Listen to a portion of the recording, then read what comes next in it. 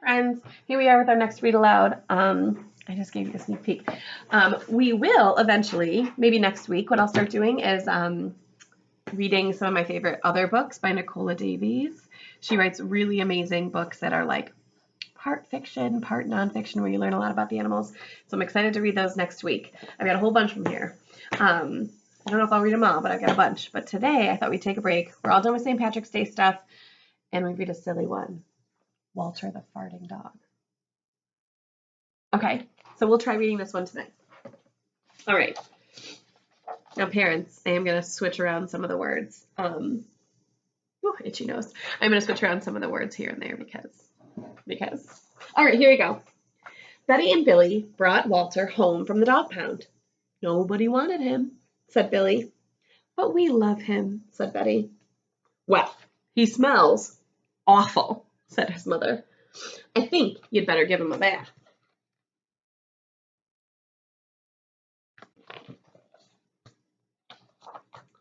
Mother walked in and said, "Whew, he still smells awful." And that's when we got our first clue, the telltale bubbles in the water. He's probably just a little nervous, said Mother, hopefully. His stomach must be upset. But Walter's stomach wasn't upset. Walter's stomach was just fine. He felt perfectly normal, and he just farted a lot.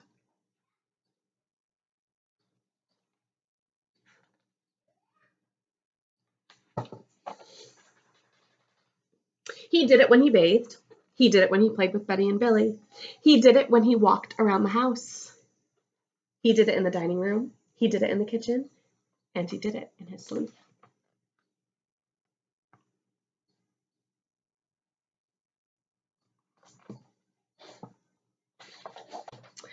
That dog farts morning, noon, and night, said Father.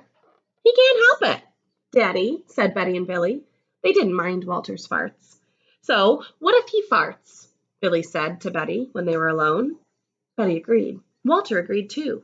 He sat there looking innocently around, farting. Take him to the vet, said Father.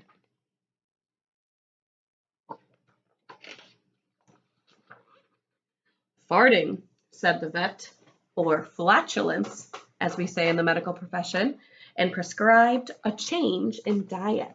Change what he eats.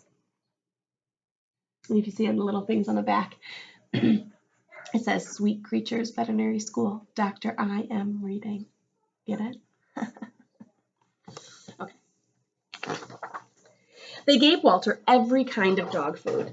He farted. They tried him on cat food. They gave him hot dogs, hamburgers, and lettuce and tomato sandwiches. They gave him fried chicken. They gave him rabbit food. They made him a vegetarian. No matter what that dog eats, he turns it into farts, roared Father. Walter got the blame for everybody else's farts, too. If Uncle Irv let one slip, he just went and stood near Walter. And all he had to say was, Walter, and everyone would look at poor Walter. He has to go back to the pound, said Father. No, Daddy, please, begged Betty and Billy. Don't send Walter away. He goes tomorrow, said Father. They pleaded. Please. Walter farted. It was all over. That night, Betty and Billy cried in their beds, and Walter looked at them unhappily. Oh, Walter, said Betty, you've got to stop farting, because Father is going to send you back to the pound tomorrow.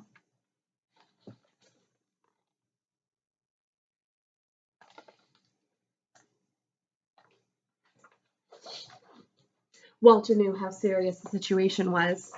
He'd never see Betty and Billy again. He resolved to hold his farts in forever. When Betty and Billy fell asleep, he walked down to the kitchen to see if there was anything around to eat. He managed to open the cupboard door with his nose and found the 25-pound bag of low-fart dog biscuits the vet had prescribed for him, which had actually made him fart even more. Even though he knew they made him fart more, he couldn't resist. He ate the entire bag. Very tasty, said Walter to himself. And then he went and lay down on the sofa. A gigantic gas bubble began to build inside him. Oh, this is going to be trouble, he said to himself nervously. He was afraid of what might happen if he had let it go. He thought maybe the house would explode, so he kept it in. Wasn't easy. In fact, it was torture. His future depended on this. As he lay there with his tail wrapped tightly between his legs, he heard a noise at the window. Dun, dun, dun. I wonder what's at the window. He watched it slowly open. A pair of burglars came through. Silly. They dropped silently into the kitchen. Watch out for the dog, said one of the burglars. He won't bite, said the other. He's a wimp. Walter might have bitten them, except he was so filled with gas, he couldn't move. They tied a rag around his snout so he couldn't bark. Okay, whispered the first burglar.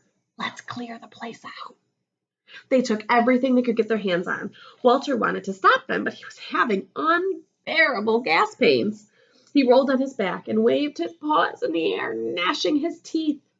We've got it all, said the second burglar. Let's go. That's when Walter let it fly. It was the worst part. It was the worst part in his whole life. It made a tremendous noise and shot him clear across the room.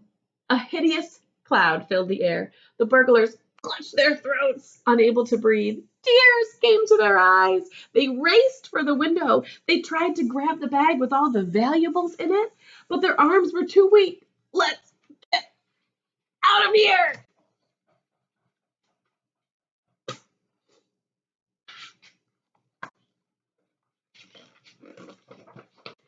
They jumped out the window and ran up the block, choking and gasping for air. Still blinded by Walter's attack, they stepped into the headlights of an approaching police car. Hold it right there, said the police van.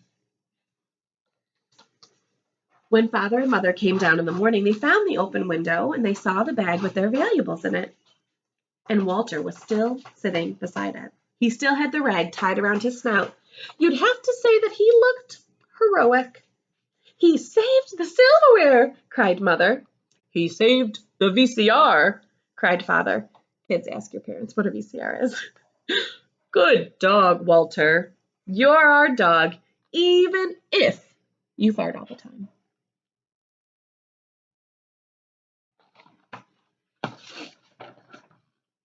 And so the family learned to live with Walter, the hero dog. And that's the end of our tale.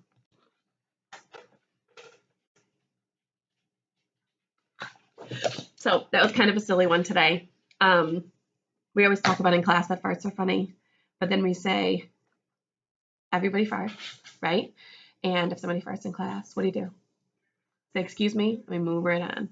Because everybody farts. We talk about this a lot. We say, Mrs. Johnson farts, Mr. Hens farts, Mr. Diabreu farts.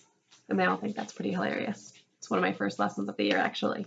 Anywho, tomorrow, I'm thinking maybe I'll start Nicola Davies, but we'll see. I will tell you this, hopefully I can figure this out, and Mrs. Muscarella, and maybe Mr. Johnson, and maybe Mrs. Kleiss will do some debut videos and help me to do some read alouds, and you guys can see how they read too. Okay? All right. Be safe. Have fun. Be safe.